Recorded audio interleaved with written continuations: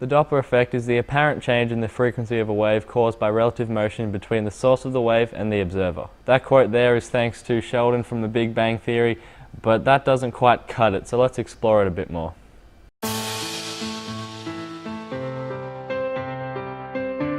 Basically, the Doppler effect is a name given to what motion does to waves. So say we had an object that was emitting a sound and it was moving in one direction. The waves at the front of the object will bunch up, but the waves at the back of the object will spread out. To help visualize the Doppler effect, I have a simulation that I found online. Just please mind the throbbing. So here is space.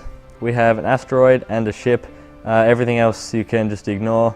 But anyway, as you can see, the waves coming from the asteroid are evenly spaced. But if I move it towards the ship, then the waves ahead of the asteroid are bunching up and the waves behind the asteroid are spreading out. Now, if there was sound being emitted from the asteroid, then the ship would hear it at a higher pitch than when the asteroid was stationary and the waves were evenly spaced. But once the asteroid passes the ship, the sound becomes lower pitched because the waves are spread out. Now let's take a look at a real-world example of the Doppler effect.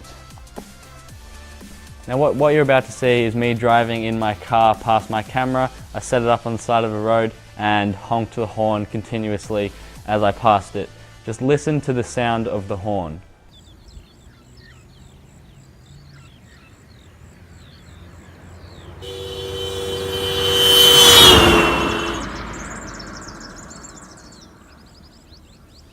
Most of you may have probably already heard that before, either with a fire truck or a car horn there, but that's just awesome how I can capture the Doppler effect like that.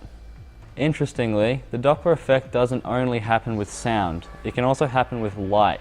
In one case, it can change the way we see stars, or the color of the stars. Basically, this works the same way as sound, so if the star is emitting light and the star's moving away from us, then when the light reaches us, it'll be more spread out than what it normally is, so it redshifts, which means the star just becomes slightly more red than what it normally is.